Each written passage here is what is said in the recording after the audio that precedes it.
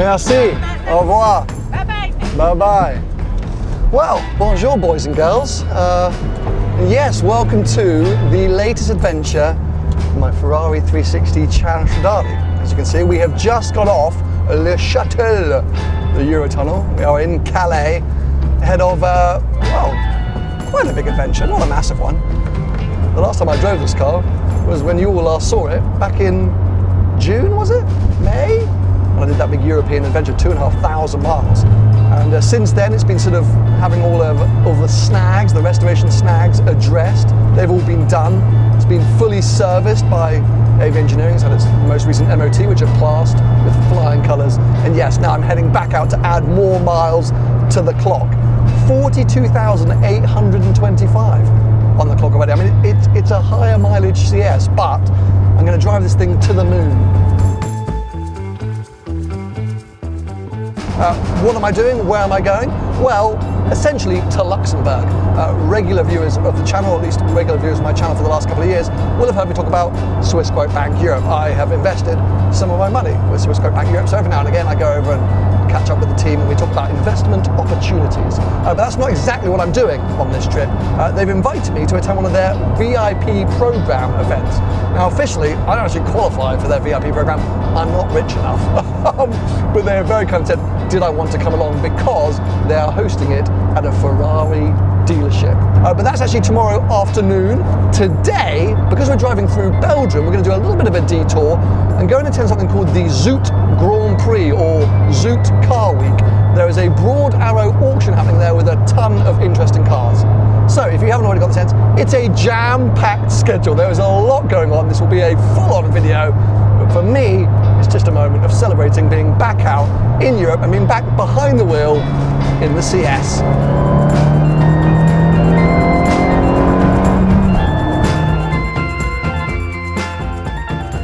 Oh, it's a 911R. Oh, and a 9. Oh my God, and a Dakar. Oh, and an ST. Oh, and a Cayenne with a roof tent.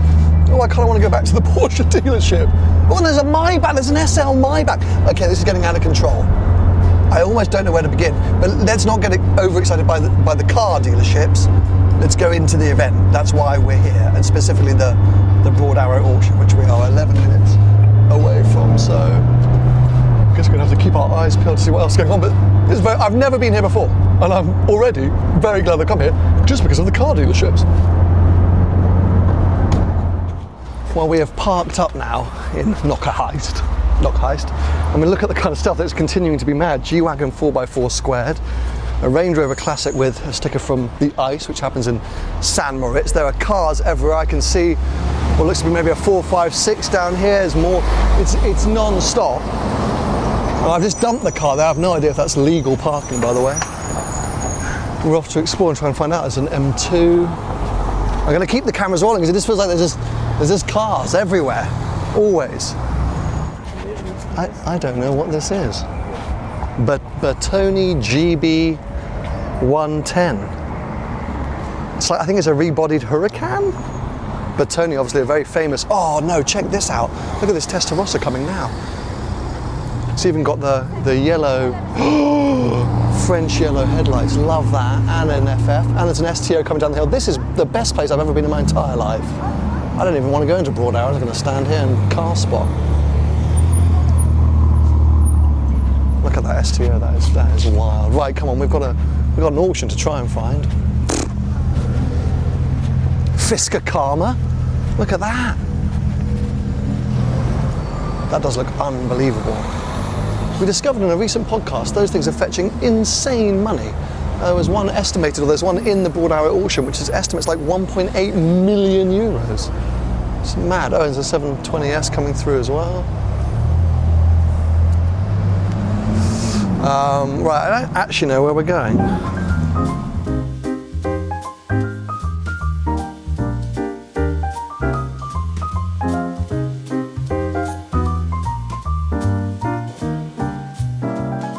I feel a little bit like a sort of rip-off Harry Metcalf right now. So Harry, not that I think you're ever going to see this video, I'm sorry, I'm stealing your format. Look at this, original 996.1, the original GT3 finished in rainforest green metallic. I mean, that is outrageous. These are having a little bit of a moment at the moment. People in the know are starting to really get a bit hyped about the first gen GT3, and I understand why. The simplicity of it, very, very cool. Estimate on this 150 to 200, I think probably because of the paint, and then only 38,000 kilometers on the clock. I mean, I would, that's lovely. There's a lot of nice Porsches knocking around here, to be fair.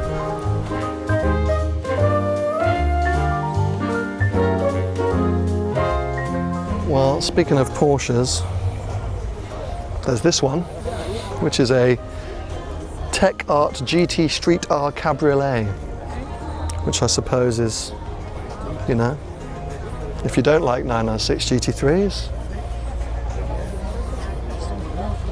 400,000. Oh my God. Now this I really wanted to see. This is the Citroën BX 4TC. I mean, just look how retro the font is on the back there. This is essentially a Group B homologation rally car, but surely one of the weirdest looking ever. I mean, it's a four-door Citroën saloon car. The Broad Arrow team did an amazing bit of promotional content on this thing, driving it properly, like in the dirt and moving around. It's very cool.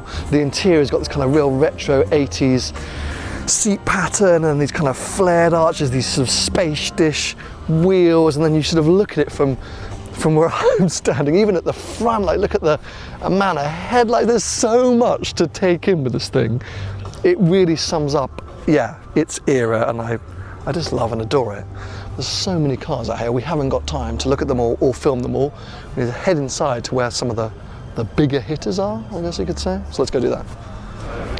This is what I love about auctions. I had no idea what this thing was. I've literally had to bring up the catalogue. It's the 1998 Lamborghini Pregunta. I can hear people like Paul Wallace and the Stradman being like, how do you not know the Pregunta? This was a concept built, it's the last Lamborghini concept built in the pre-Audi era. Styling and coachwork by Carrosserie Juliet-Turin. I mean, I don't know what I'm talking about. But it's basically based on a Diablo. And it is kind of wild. Am I mad to say that I quite like it? Like, there's something about it which I sort of enjoy. I mean, the interior, I'm going to step onto this moving, this could make me feel quite seasick. The interior's got this mad sort of pattern in it. It's got these fighter jet style seats. I mean, everything about it exposes it a Targa. I don't know what's going on. I am feeling seasick. I am going to get off the moving turntable. Oh, there we go. Yes, I enjoy it. The mad thing is, the estimate for this is 2.5 to 3.5 million euros. That's because it is a working and driving vehicle. It was displayed at the Paris and Geneva Motor Show, and it's been in the Lamborghini Museum a whole lot of times. I mean, yeah, go Pregunta, my new favourite Lamborghini. I don't quite know how this has happened, but I'm currently sitting inside Daniel Ricciardo's Aston Martin Valkyrie. This car's like the flagship car of the auction. Apparently he never actually drove this car. It's got like 65 kilometres on the clock. He did spend £141,000 on options though. The paint alone was a 30 grand option. It's called Badger Blue. Lots of other unique Q touches as well. It's actually not my first time sitting in a Valkyrie. That's a sort of unrelatable thing to say, isn't it? It's insanely claustrophobic in here. I'm not going to close the doors because I think I have a panic attack. This really tiny, narrow windscreen, just sort of locked in. I don't know if you can see, my knee is well over into the weather. We'd be bumping knees. If I had a passenger, we'd be bumping knees. I mean, it's unbelievably cool. I would love to drive one of these cars. I'd love to sit in the passenger seat out on the road, but it is, yeah, compromise, let's say, or intense, but very, very cool. I have no idea what these kind of things fetch for value. I think the estimate is 2.4 to 2.8 million euros. It's pretty wild, so who knows if Danny Rick's going to make a win or a loss, but cool to be in anyway. I think I'm going to get out though. I feel a little, getting a bit of a panic attack. Let's get out. Well, Zoute Grand Prix week, absolutely epic. I want to go back as we were leaving, and F40 drove past. There were tons of other cars buzzing around. We saw Schmee 150. I mean, yeah, I wish I could have stayed longer. I should have stayed over the weekend if I'm honest. But we are back on the road because we've got to get to Luxembourg. We've got 3.5 hours to go. Current ETA is 7:20. So yeah, if we stuck around much longer, it would have still got a bit too late. The drive to Luxembourg, a little bit dull, and mainly in Belgium, and I don't love driving in Belgium, often quite a lot of traffic and not great roads, so I think we'll just skip ahead and I'll check in once we get to the hotel. See you there. Now, traveling as much as I do, I'm sure it's easy for you to imagine that suitcases are very important to me. I essentially feel like I live out of a suitcase 75% of the year, and I've been using these Carl Friedrik suitcases, God, for like maybe 3 years now. I'm kind of obsessed, and I'm very happy to say that they've actually sponsored this part of the video and sent me one of their latest bags. It's the Carry-On X, which is one of my favorite travel bags, but in a new colorway. I've got this sort of aluminium look with this beautiful tan/saddle leather. There's a whole new range of colors available for this bag, and this is the bag, the Carry-On X, that I really use the most, because you have this super convenient front section here. So you can put your laptop and additional sort of passports and extra things in there, so you've got all your needs in the main actual sort of section, and then this additional one here. It means that usually this is a one-stop shop for me in terms of a bag if I'm going away for a press trip or a short road trip like this. These bags, they're super light, they're super sturdy. I've got like 3 or 4 of them now. They all look still pretty mint. They take the abuse of lots of travel insanely well, but I love the way they look. I think they're super stylish. So I'm a huge fan and say really like these colorways. There's a couple of other colors from this range that I like, that I might be getting in touch with the Carl Friedrik team, being like, hey. But I've got so many things. I've got bigger bags than this, bigger suitcases, weekend holders, the Carl Friedrik range. As I say, I live with this stuff. I'm obsessed with it, and genuinely it has made my travel experience not only easier, but just better. And I think more legit getting out of a car. You've got one of these with you. I don't know, I feel like a nice human being. So yeah, huge thanks to Carl Friedrik for sending me this and for sponsoring this part of the video. If you want to go and check out their products, of course, there is a link below. Yeah, big fan.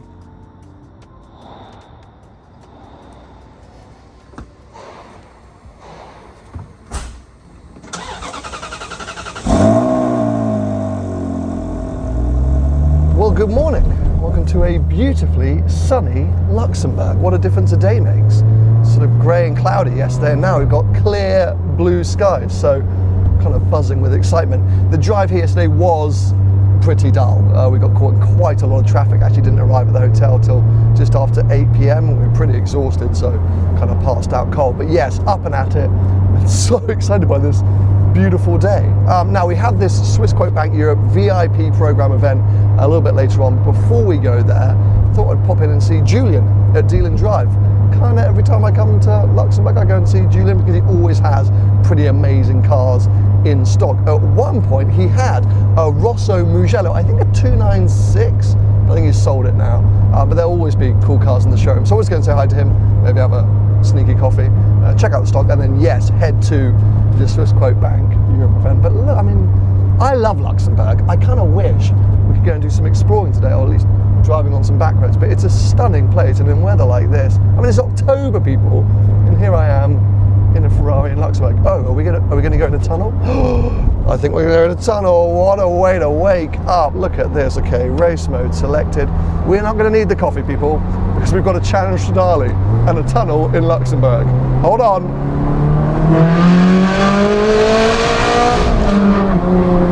Good morning, Vietnam. Well, we're not in Vietnam, but that's a movie reference. I don't know if everyone will get that.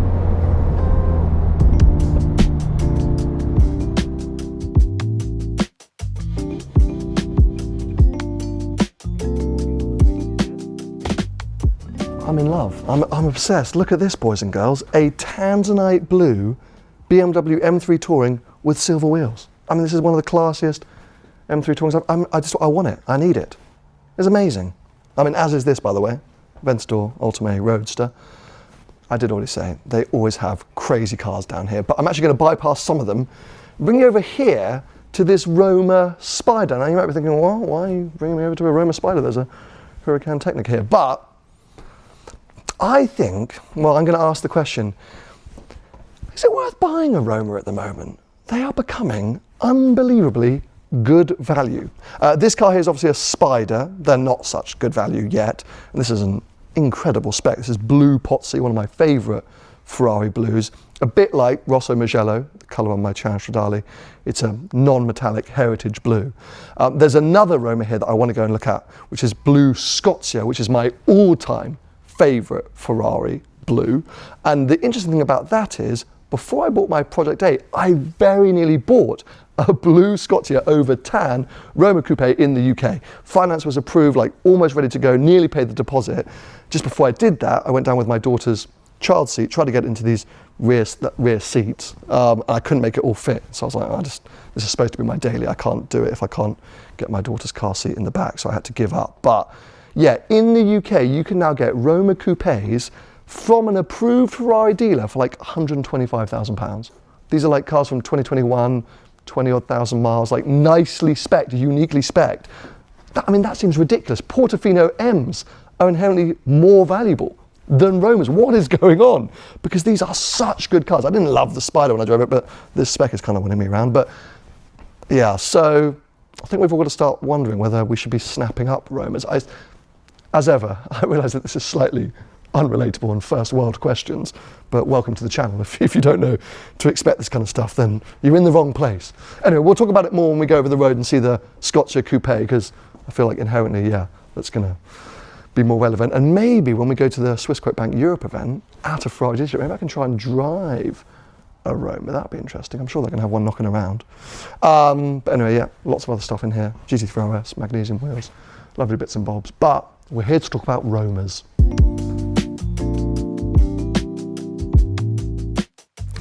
It's been a while since I've been down here to this original bunker at Deal and Drive, because since they've opened that new showroom, that's usually where I end up.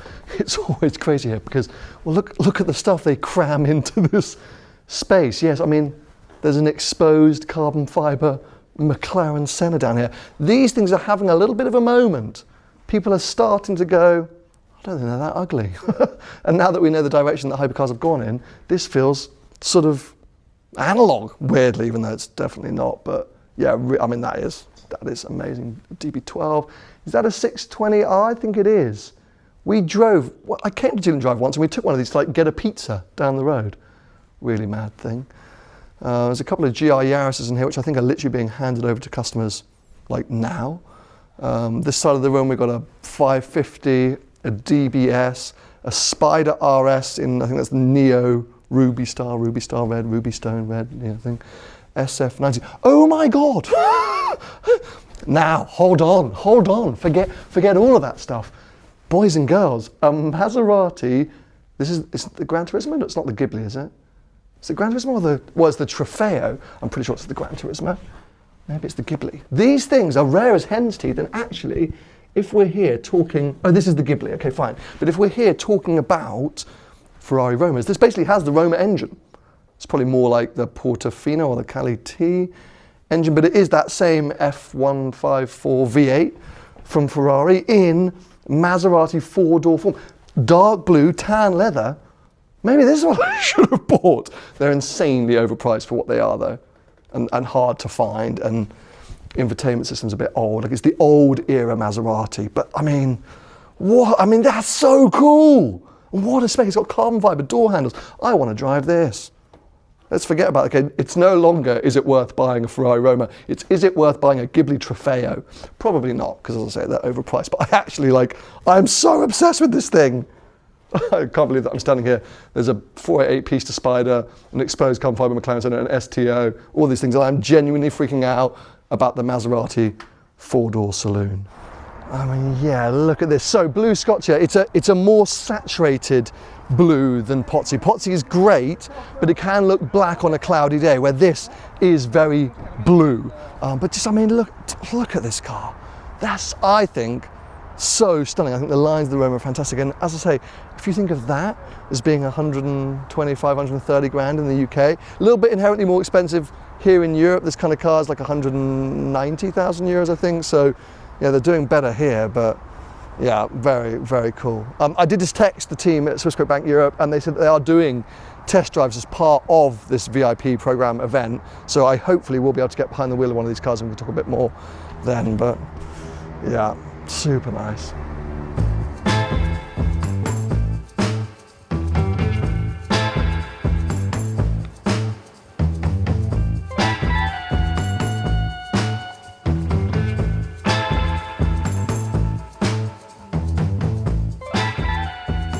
Now there's some pretty cool cars in the main showroom, but let's move past them because, yes, here's an F40. They left the door open to this kind of after-sales servicing area.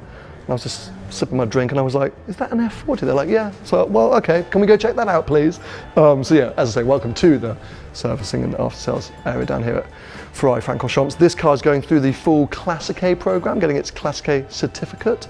I learned about that process a few years ago at Maranello. It's really cool. Essentially, they'll take the car entirely apart and ensure that every single component and part is as it was or as it should be when it left the factory. But even if it wasn't going through that certification, who cares? It's an F40. It's just amazing to see.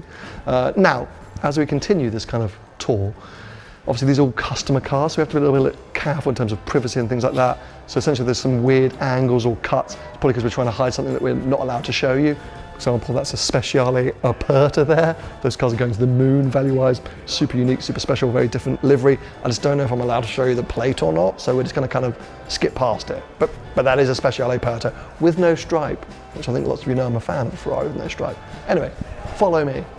296 race car. These guys were involved with a few proper legit racing teams. This car was driven by, I think, Robert Schwartzman last year. Very cool to see.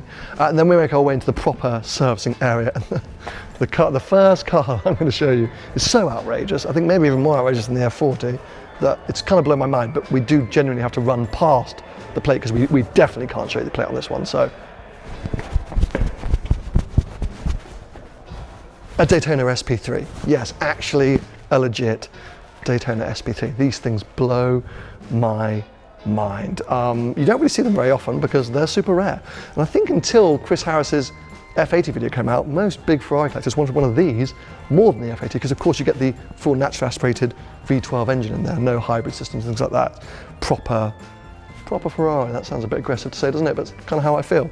Rosso Magma paint with blue interior, so very similar to my Stradale specification because this is a heritage Ferrari specification. We're seeing Ferrari use it more and more customers use it. So some of you might have thought I was mad when I did the blue interior in my CS, but it's because it's celebrating this whole vibe. But yeah, I mean, I could just stare at this literally all day. A beautiful SF90. Got a 365 GTC4, it's kind of a bit of a quirky 60s or 70s Ferrari. I think that's a 400i or 412i. There's a Gen 1 California, a 512M, one owner car with luggage set. Pretty wild, and I think a Cali T. We've got a 250 GTE, 330 GTE. I get lost on what that is. And then a Scud next to it, which is also super cool. So yeah, quite the variety, quite special. I've snuck back here before the tour begins because I wanted to show it to you. After this, we're apparently going to another area or warehouse or something like that to see even more cars. I don't know if I'm going to be able to show them to you or not, but I'm in heaven. I'm in heaven. It's just like glorious Ferraris everywhere. And I am getting behind the wheel of a Roma. There are various test drives going on as part of this event. There's a Dodici Cilindri, a 296, and I think maybe a 308, which I kind of want to drive as well. But yes, we're going to go and check out. There's so much to do. Okay, if this doesn't make you want to buy a Roma, it's making me want to buy a Roma. Look at this scene. We've got autumn leaves falling, beautiful roads, cyclists, which we need to be a little bit aware of. You would have heard us coming.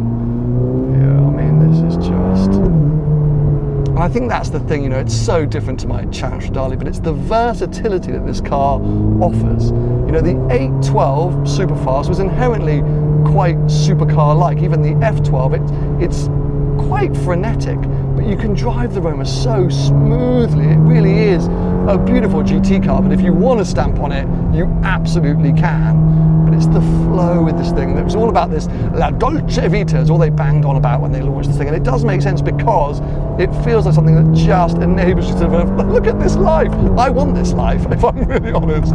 It is just so delicious and delightful as a car and as an asset. Oh, and look, we're going to catch some kind of vintage or classic.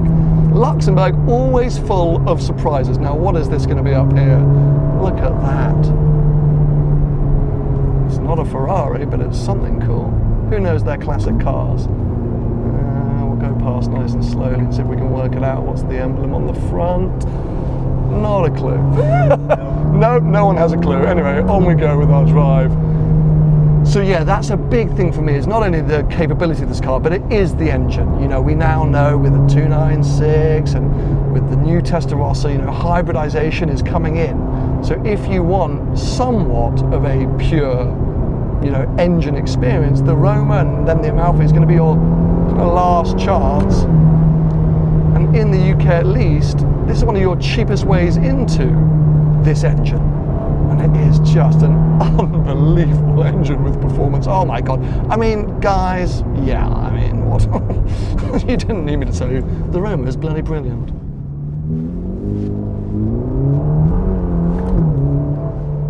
It's so nicely balanced, this car, that's the thing. It's so easy just to have fun with.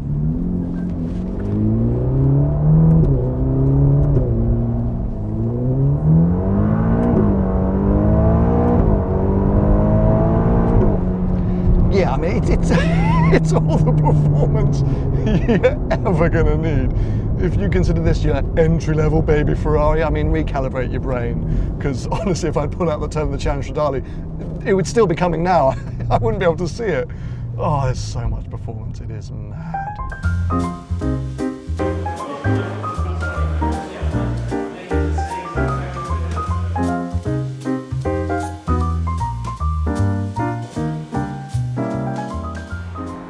I mean, it's such a nice day now. I've taken my jumper off and wearing sunglasses. It feels a bit aggressive to do my piece to camera with those on, so I'll take them off for now. I'm not Casey Neistat. Anyway, huge thanks to Swissquote Bank Europe for inviting me to be part of one of their VIP program events. I feel kind of honoured. What is this? Oh, that's the Dodici Cilindri. Oh, sounds actually a little bit weird on downshifts, but I like Ferraris too much. And I love this car. It's been so good to get back out in it, so that's why I'm grateful I had this invite. I had an excuse to put some miles on this thing before its bigger adventure, because in 2 weeks' time, content will be coming with a much bigger trip in this car, a fantastic one for the OGs. It's going to be amazing, so I can't wait for that. This has been a little, just, you know, easing it back into life, but so great to get back behind the wheel of a Roma as well. Feels like that car at some point I will own. I said it at the launch. And it's really just down to a practicality thing. Once my daughter's a little bit older, and I'm not wishing her to grow up, and she can fit in the back without the big seats, it might make more sense. But as I said last week, I really don't need to add a car to the garage at the moment. So anyway, I'm rambling about Ferraris as now the 296 is going to pull in too. Things are wrapping up here, so I'm going to wrap up the video. I hope you've enjoyed it. Give it a thumbs up and subscribe for plenty more videos to come.